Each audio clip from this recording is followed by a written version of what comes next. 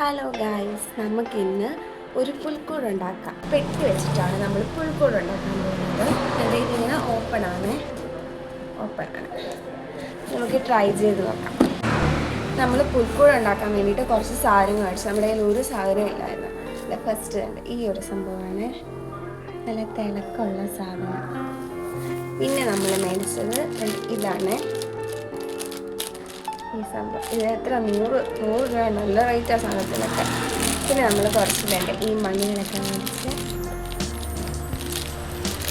ഇനി നമുക്ക് പോകെ കുറച്ച് സാധനങ്ങൾ മേടിക്കാം.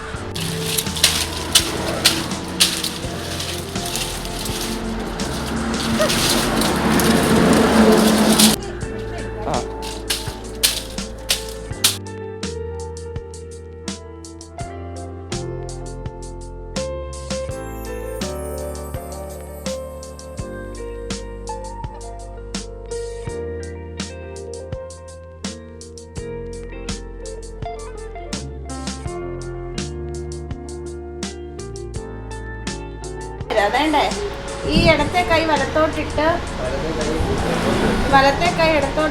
റീഫിലോട്ട് കെട്ടത്തില്ല, അതങ്ങ് കെട്ടിയാൽ മതി.